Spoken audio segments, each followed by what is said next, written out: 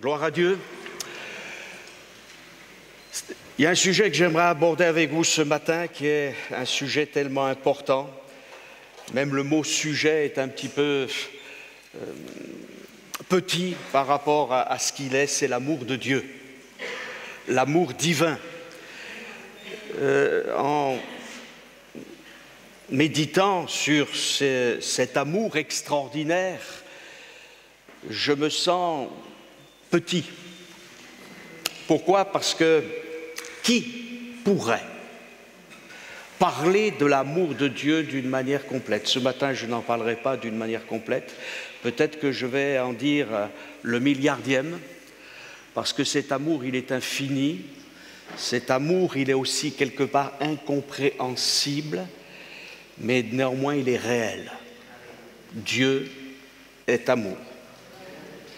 Et ce qui est extraordinaire de cet amour, c'est que Dieu aussi est un Dieu saint. Dieu est saint, Dieu est amour, Dieu est juste, et sa justice nous étonne, sa miséricorde nous étonne, et je crois que nous serons encore étonnés, alléluia, de l'amour de Dieu manifesté au milieu de nous, en nous, et au travers de nous. Alors, vous connaissez tous ces textes, et on va parler un tout petit peu de Noël, mais les enfants parleront de Noël à leur manière. Je sais aussi que dimanche prochain, bien sûr, aussi, il y aura ce temps pour parler de Noël, mais j'aimerais simplement citer ce texte que vous connaissez tous, je le crois, qui est merveilleux, où l'apôtre Paul dit ceci: « À cause de cela, je fléchis les genoux devant le Père », c'est Éphésiens 13, 14, duquel tire son nom toute famille dans les cieux et sur la terre, afin qu'il vous donne, selon la richesse de sa gloire, d'être puissamment fortifiés par son esprit dans l'homme intérieur, en sorte que Christ habite dans vos cœurs par la foi, afin qu'étant enracinés, fondés dans l'amour, vous puissiez comprendre avec tous les saints, tous les rachetés, quelle est la largeur, la longueur, la profondeur et la hauteur, et connaître l'amour de Christ qui surpasse toute connaissance, de sorte que vous soyez remplis jusqu'à toute la plénitude de Dieu.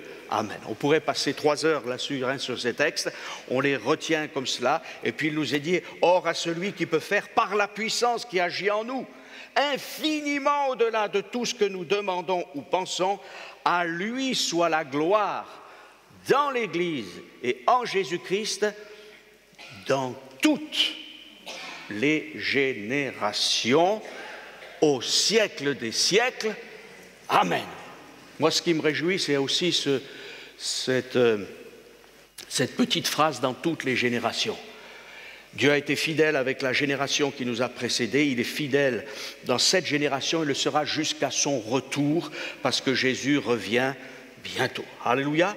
Noël, c'est la nativité, il ne faut pas l'oublier. Noël, c'est la réalisation, c'est le commencement de la réalisation pratique du salut, de la rédemption, du rachat. Et la cause de Noël, c'est l'origine de Noël, c'est l'amour de Dieu. Amen.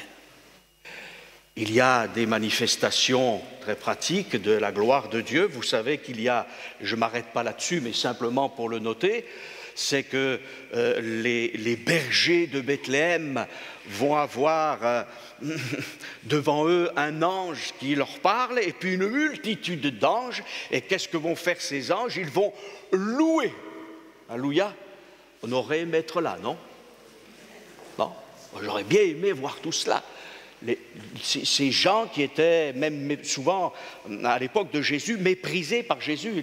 Les Hébreux avaient oublié qu'ils avaient été des bergers autrefois, hein.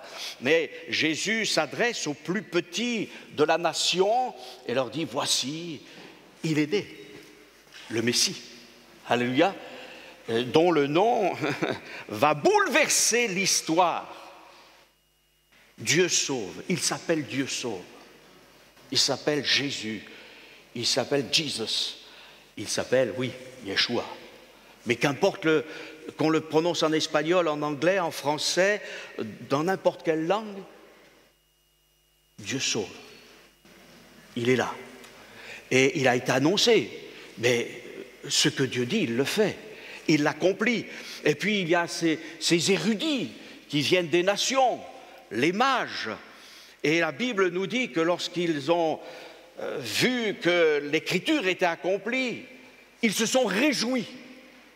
Donc Noël, c'est la réjouissance. Noël, c'est le temps où Dieu manifeste son amour. Et j'espère de tout mon cœur, pour vous qui ne connaissez pas encore le Seigneur, que vous puissiez découvrir l'amour de Jésus. Je me rappelle du témoignage de ma grand-mère. Un jour, il y a des petites choses qui vous marquent comme ça, alors c'est important de le noter, mais je me rappelle qu'on lui avait demandé de témoigner de la grâce de Dieu. Elle avait dit « Autrefois, je ne connaissais pas l'amour de Jésus, mais maintenant, je connais l'amour de Jésus. » Lorsque le Seigneur a demandé à Israël de s'approcher de lui, il n'a pas dit « Voilà Israël, j'exige que tu saches tout de moi, que tu connaisses tout de moi. » Mais il a dit ceci, « Eh bien, voilà ce que je te dis Israël, tu aimeras le Seigneur ton Dieu. » Et on y reviendra dans quelques instants. Noël, c'est pour l'humanité, pour le monde céleste comme terrestre, un sujet de louange, un sujet de joie.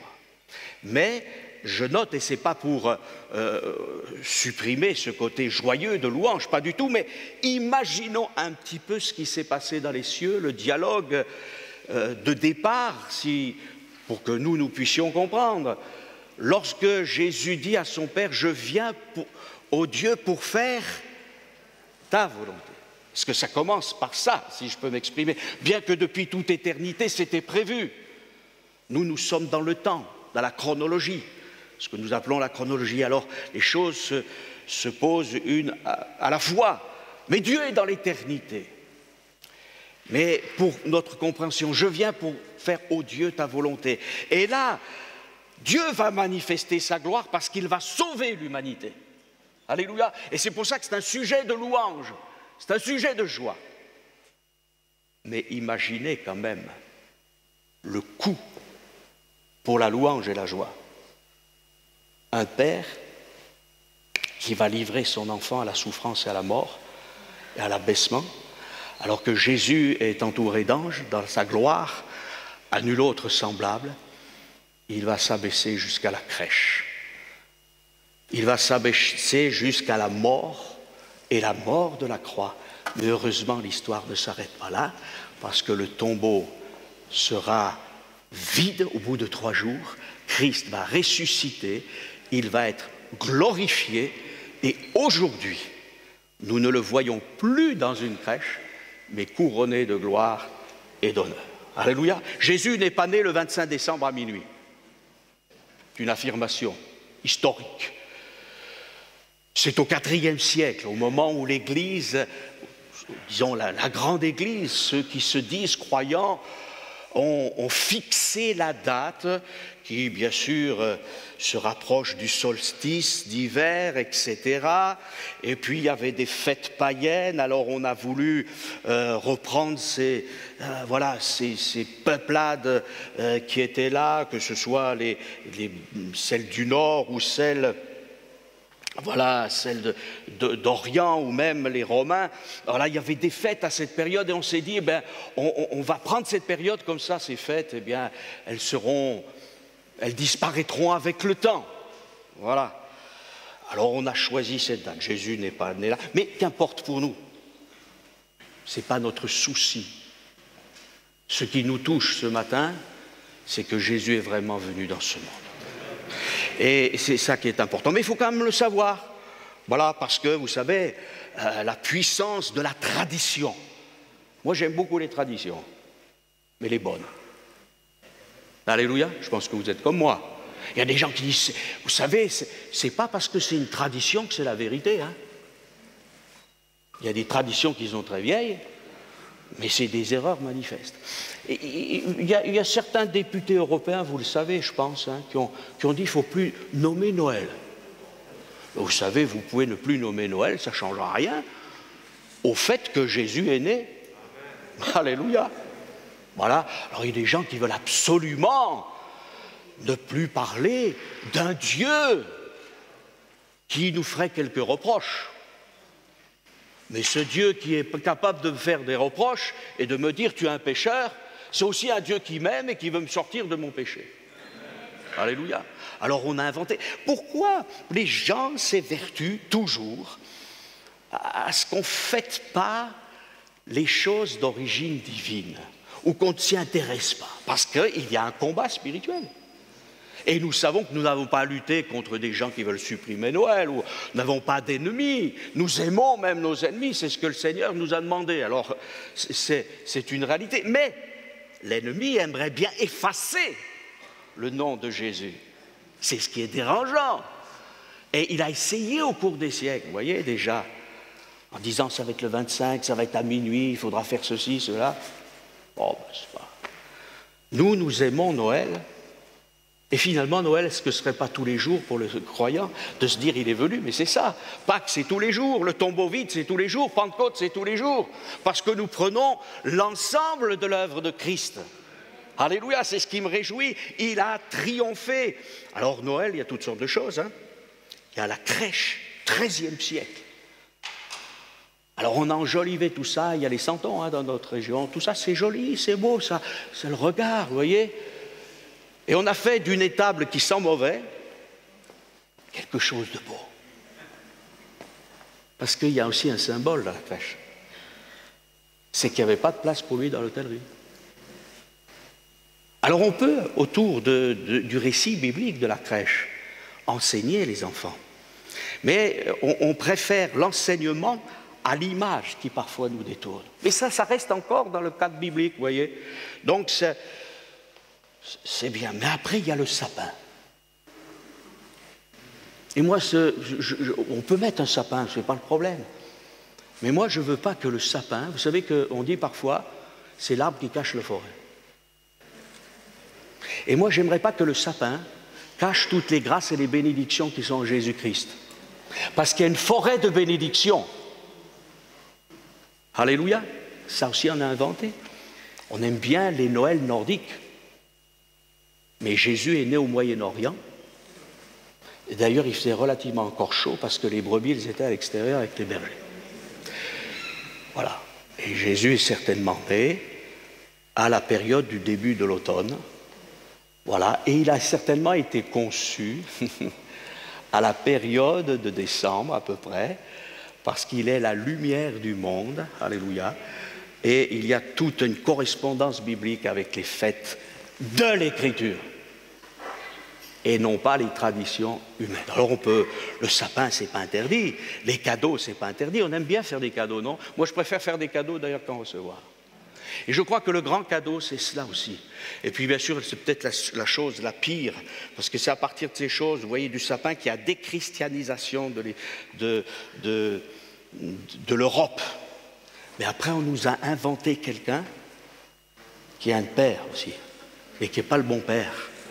Et vous voyez, tout ça, ça paraît rien. On dit, oh, c'est pas grave. Oui, mais le Père a donné son Fils. Et je rappelle ce merveilleux texte des Écritures qu'on cite des dizaines de fois dans l'évangélisation, nous les serviteurs de Dieu, nous les témoins de Jésus-Christ, car Dieu, le Père bien sûr, a tellement aimé le monde qu'il a donné son Fils, son unique, afin que quiconque croit en lui ne périsse point, mais qu'il ait la vie éternelle. Alléluia.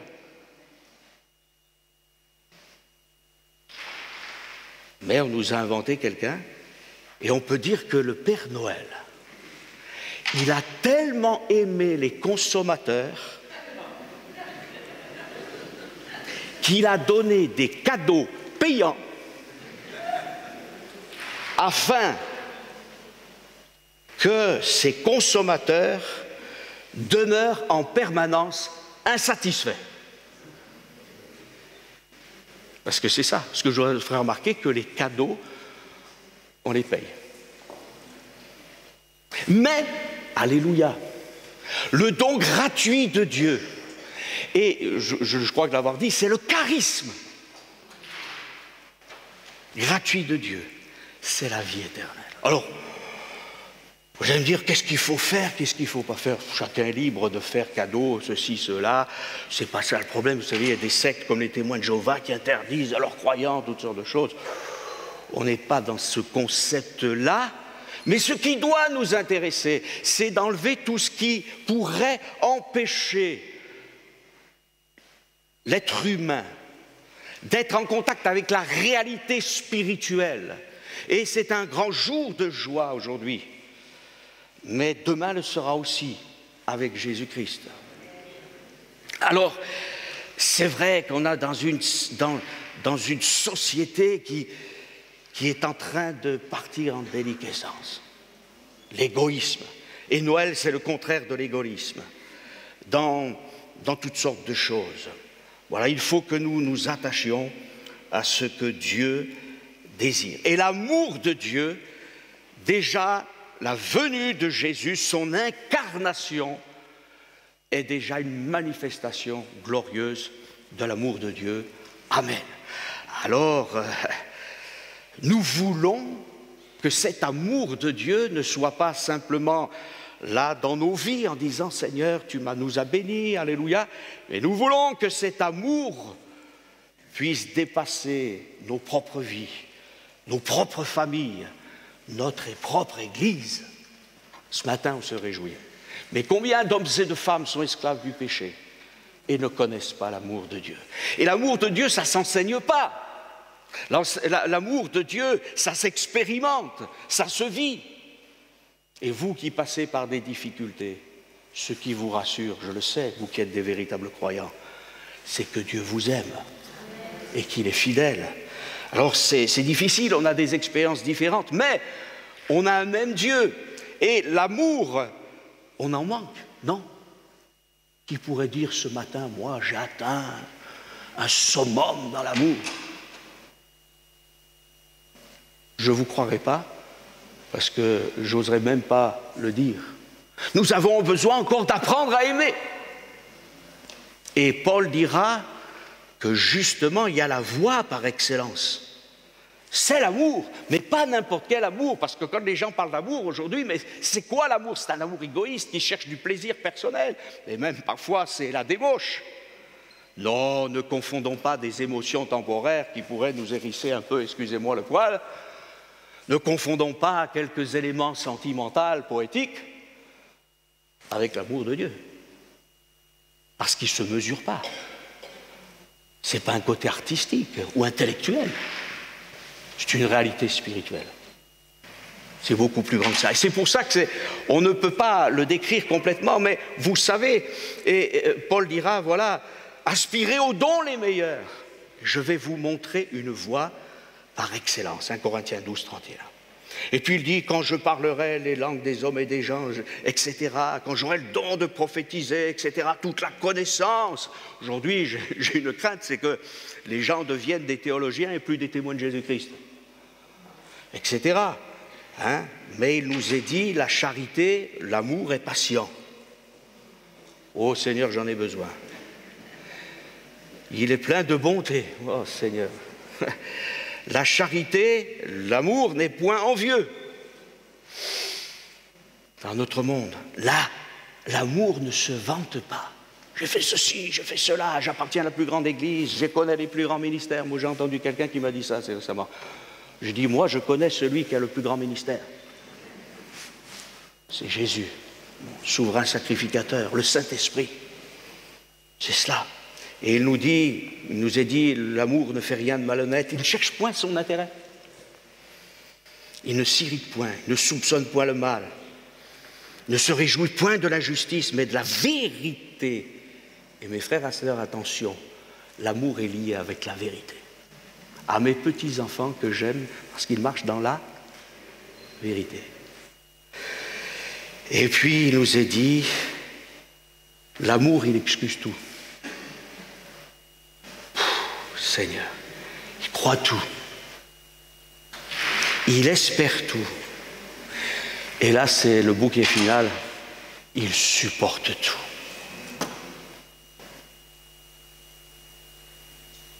Vous savez que Moïse, le grand Moïse, l'homme le plus humble, le plus patient de la terre, à 120 ans, il n'en peut plus. Non? Il s'est exprimé légèrement des lèvres et il n'a pas sanctifié le nom du Seigneur. Et c'était difficile. Moi, je ne le juge pas, Moïse. Parce que quand même, c'était pas aisé. Mais même Jésus a dit ceci, jusqu'à quand vous supporterai-je? Voilà. L'amour de Dieu, que Dieu nous aide, on a besoin d'être rempli de l'amour de Dieu. Et c'est ce que dit Romain, ce n'est pas notre amour naturel qu'on va développer, il est rempli de tares, il est rempli de limites, il est rempli, il faut le dire, d'égoïsme. Mais on a besoin d'un autre amour pur, saint. J'aime, non pas pour recevoir, mais j'aime pour donner. L'amour de Dieu, c'est l'amour qui donne et qui donne encore, et qui n'attend pas un retour.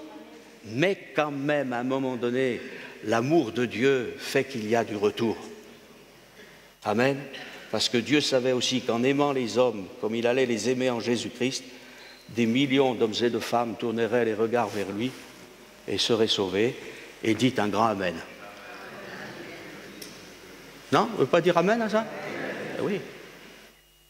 L'amour de Dieu. Oui, je sais que ce que je dis, c'est peut-être un peu dérangeant ce matin parce que ça remet en question cet amour humain que parfois nous développons, mais qui est à mettre de côté en fait.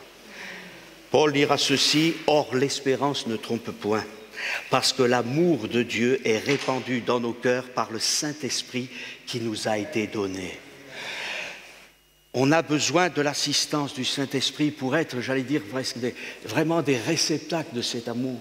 Et en cette fin d'année, j'aimerais me dire à moi, d'abord, parce que je me prêche à moi-même ce matin, et à chacun d'entre nous, Seigneur, on a tellement besoin de ton amour. Pas simplement pour que nos craintes disparaissent, pas simplement pour que nos anxiétés disparaissent, pas pour que nos contrariétés disparaissent, simplement, on a besoin de ton amour pour aimer. Pour t'aimer, toi, qui pourrait ce matin dire « Mais moi, j'aime le Seigneur ». Vous savez, des fois, on a dit « Cette personne, qu'est-ce qu'elle aime le Seigneur ?» Ben alors, dans le relationnel, toujours en train de faire des problèmes. Il faut que l'amour de Dieu soit répandu dans notre cœur pour que la patience, pour que toutes les vertus de l'amour de Dieu se développent dans nos vies. Pour que nous soyons davantage dans cette consécration. Et il y a la loi royale. Vous allez me dire, mais attendez, moi, l'amour et la loi, ça ne va pas ensemble. Et si, avec le Seigneur, ça va ensemble. La loi royale. Tu aimeras le Seigneur ton Dieu de tout ton cœur, de toute ton âme, de toute ta pensée, de toute ta force. Voici le second, tu aimeras ton prochain comme toi-même. Il n'y a pas d'autre commandement plus grand que cela. C'est la loi royale. Et c'est ce que dira Jacques, hein. Voilà, c'est ce que dira Jacques le dit, si vous accomplissez la loi royale. Mais Seigneur, nous on n'est pas des rois, on est des pécheurs simplement rachetés. Oui, mais on est devenus fils et filles de rois. Et il faut que la nature divine vienne en nous, que la manifestation de l'amour divin vienne en nous. Seigneur, je veux aimer en cette fin d'année 2021 et pour l'année 2022, je veux aimer comme toi tu aimes. Tout un défi. Voilà. Paul dira ceci. Car toute la loi est accomplie dans une seule parole, dans celle-ci, tu aimeras ton prochain comme toi-même. Alors bien sûr, on le sait, c'est le sujet principal des religieux qui viennent voir Jésus et disent « Qui est mon prochain ?» Ah, eh oui, qui est mon prochain? Quelque temps auparavant, faut le savoir, ça, parce que c'est dans Luc chapitre 8 et Luc chapitre 10. Parce que des fois, on lit l'Écriture un petit peu, on lit les textes forcément séparément, on ne peut pas lire la Bible, mais il faut relier les textes. Et Vous savez que Jésus dira à ses auditeurs, il fallait le dire, hein, mais c'est lui qui le dit. Il le dit à ces religieux qui ont l'apparence, il dira, vous avez pour père le diable. Et vous voulez accomplir les désirs de votre père, il a été meurtrier dès le commencement, il ne se tient pas dans la vérité parce qu'il n'y a pas de vérité en lui, etc. Et Jésus dit au verset 45 de Luc 8, et moi, parce que je dis la vérité, vous ne me croyez pas.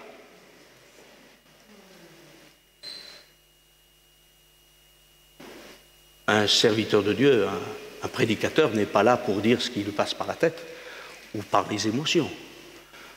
Il doit recevoir de Dieu le message et le donner pour d'abord plaire au Seigneur. Mais de toute manière, il finira par plaire à ceux qui doivent hériter de la vie éternelle. Parce que c'est comme ça que ça marche. Et c'est ce qu'a fait Jésus. Jésus est très clair. Et Jésus dira, celui qui est de Dieu, écoute les paroles de Dieu. Et il dira, vous n'écoutez pas parce que vous n'êtes pas de Dieu. Donc l'homme irrésolu, l'homme religieux qui veut se sauver lui-même, parce que Noël, c'est Dieu sauve. La religion, c'est je me sauve et puis Dieu me donne un coup de main, éventuellement. Il sauve. Il vous est né, le Messie, le sauveur du monde. Et les Juifs vont l'insulter. Ce n'est pas d'hier les insultes, j'ose dire, racistes ou discriminatoires. Les Juifs lui répondirent, n'avons-nous pas raison de dire que tu es un Samaritain et que tu as un démon? Jésus répliqua, je n'ai point de démon, je ne parle pas des Samaritains d'ailleurs, j'honore mon Père et vous m'outragez. L'outrage de la religion, l'outrage de l'athéisme contre Christ. Et aujourd'hui, on ne veut plus d'une référence absolue, d'une transcendance, comme on dit. Parce que quelqu'un qui est parfait va nous montrer notre péché. Mais ce qui est glorieux en Jésus-Christ, c'est que celui qui est parfait, certes, nous montre nos péchés, nous dit que nous sommes des pécheurs, mais il nous donne une solution au péché. Le sang de Jésus, son Fils, nous purifie de tout péché. Et vous savez ce qui est arrivé. Alors, qui est mon prochain? Un homme descendait de Jérusalem à Jéricho. On pourrait peut-être dire aujourd'hui, il descendait de Jérusalem à Tel Aviv. Il descendait de la ville sainte dans la ville de corruption. Voilà. Et puis il est tombé au milieu des brigands. Alors il y a eu un sacrificateur qui a passé outre parce qu'il y avait du sang, il ne fallait pas toucher le sang. Le Lévite, pareil. Et puis bon, voilà. Et puis un Samaritain qui est passé par là et qui a soigné le blessé, nous le savons. Mais attention, il faut bien comprendre la question de Jésus. Parce que le prochain, on pourrait penser que c'est celui qui est tombé au milieu des brigands. Mais lisons bien. Je relis le texte. Il nous est dit que le Samaritain a fait tout ce qu'il fallait pour soigner le blessé. De l'huile, du vin pour purifier, de l'huile pour apaiser. Il arrive à l'hôtellerie, il donne de l'argent. Mais Jésus pose une question bien claire. Lequel de ces trois te semble avoir été le prochain?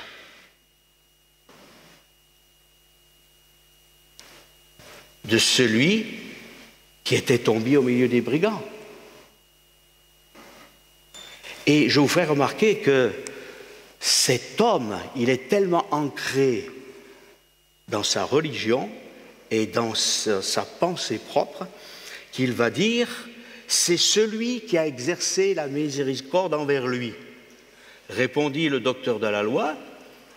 Jésus ne va pas faire la remarque, mais on va la faire nous. Et Jésus lui dit « va et toi fais de même ». Mais je vous ferai remarquer qu'il n'a même pas osé dire « c'est le Samaritain ». Ça lui écorchait la bouche. Et il y a des gens, le mot de Jésus, ils n'arrivent plus à le prononcer. Et pourtant, c'est ce nom qui sauve. C'est ce nom qui sauve. Alors, voilà. Je vous invite à lire le livre du prophète Osée, et vous verrez l'amour dont Dieu est capable. Dans le livre du prophète Osée, la Bible nous dit que Dieu a demandé des choses invraisemblables à Osée. Notre frère en a parlé récemment, notre frère Jean-Michel. Il lui a dit, épouse une prostituée, et cette prostituée lui sera infidèle. Chers amis, c'est ce qu'a fait notre monde. Il s'est prostitué, Dieu a fait alliance avec lui, il a voulu le sortir d'affaire, mais ce monde continue à lui être infidèle. Et nous, en cette fin d'année, il faut qu'on fasse tout le contraire. Dieu nous a scellés par l'alliance au travers de son sang, il a même mis sur nous le sceau de l'Esprit. Alors, quel privilège de faire partie de l'Alliance nouvelle. Le prix que Jésus a payé, nous ne l'imaginons pas. Nous ne pouvons pas l'imaginer. Alors je vous invite à lire ce merveilleux livre d'Osée. Et c'est vrai que c'est particulier. On se dit, mais c'est pas possible que Dieu ait demandé des choses aussi invraisemblables. Mais Dieu nous montre à quel point il nous aime dans ce livre extraordinaire. Et dans ce livre, il nous est dit ceci, quand Israël était jeune, c'est Osée 11.1, quand Israël était jeune, je l'aimais, alléluia, et j'appelais mon fils hors d'Égypte. Vous savez que c'est aussi prophétique vis-à-vis de Jésus. Mais ils se sont éloignés de ceux qui les appelaient, ils ont sacrifié au Baal. C'est-à-dire, vous voyez, ils ont voulu faire du syncrétisme, un peu comme Noël, hein, on mélange tout, hein. Comme ça on oublie que Jésus est venu pour nous sauver et nous arracher au péché. Et offert de l'encens aux idoles. C'est moi qui guidais les pas d'Éphraïm, l'une des plus grandes tribus d'Israël, qui représente Joseph, le soutenant par ses bras. Alléluia. Et ils n'ont pas vu que je les guérissais. Quel drame. Mais il est dit, et ça c'est merveilleux, je les tirais avec des liens d'humanité, avec des cordages d'amour. Je fus pour eux comme celui qui aurait relâché le joug près de leur bouche, et je leur présentais de la nourriture. Le pain vivant est descendu du ciel. Je vais les tirer par des cordages d'amour et des liens d'humanité. Et il y a quelque chose de très intéressant dans ce texte, parce que nous on traduit bien sûr, mais des liens d'humanité, littéralement des liens d'hommes, des liens d'Adam. C'est le mot Adam qui est là. Chers amis, le premier Adam, il n'a pas réussi. Mais le second Adam est venu avec des cordages d'amour et des liens d'humanité. Pourtant, le langage de Jésus, parfois, il est très « repentez-vous, nul ne peut servir de maître, si quelqu'un veut être mon disciple, etc. » Donc il y a un prix, mais, alléluia, car Dieu a tellement aimé le monde qu'il a donné son Fils unique. Amen. Alors, je termine maintenant par quelque chose, je crois, qui a été le départ de ma méditation, c'est qu'il y a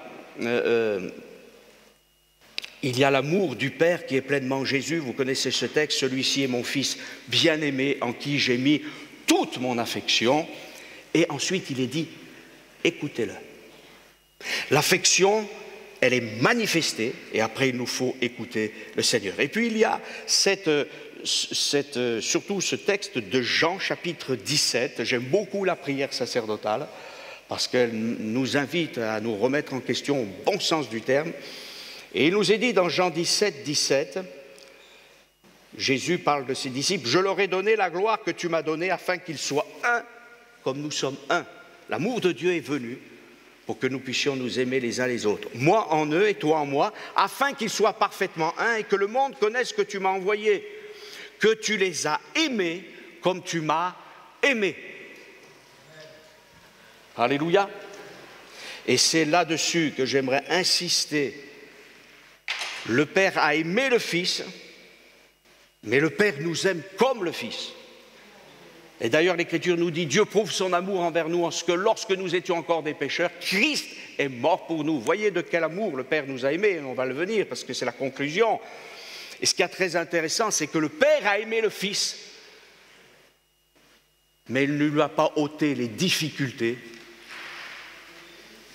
Au contraire, il l'a aimé dans la difficulté.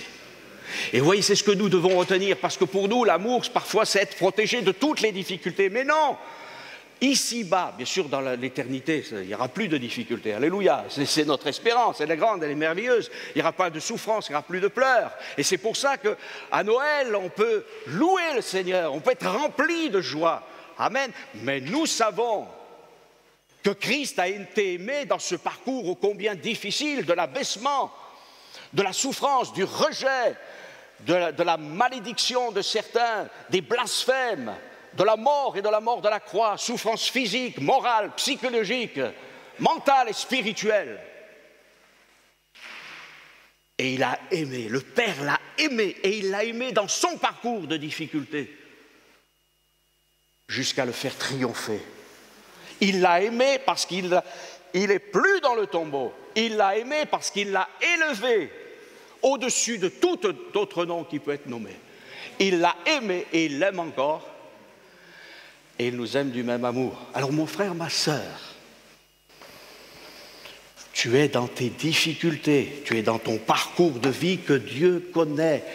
Toi, tu connais ton passé, ton présent, mais lui, il connaît même ton futur. Et il va t'aimer dans tes difficultés, il va t'aimer dans ton témoignage, il va t'aimer pour ta famille, il va t'aimer dans tes combats, dans tes luttes, dans tes incompréhensions, il va t'aimer même dans tes révoltes, il va t'aimer dans tes chutes, il va t'aimer en tout temps, en toutes circonstances, parce qu'il a aimé Christ. Lui, Christ n'a pas chuté, il a triomphé de tout, il a été parfait. Mais lui nous aime, même dans nos faiblesses, non pas pour rester après nos chutes, mais pour nous relever, pour nous guérir dans nos afflictions. Voilà, il nous a aimés du même amour. Alors mon frère, ma sœur, si tu regardes le parcours de Christ, tu dis quel parcours difficile, mais quel parcours de triomphe. Et tu te regardes, tu dis, moi je ne peux pas me comparer à Christ, mais c'est le même amour qui est manifesté pour moi. Alors, le Seigneur va t'aider. Peut-être que 2021 a été difficile. Je crois qu'il a été difficile, plus ou moins, pour chacun d'entre nous. Que sera 2022? Nous ne le savons. Mais nous avons une certitude, c'est qu'il n'y a en Dieu aucun changement.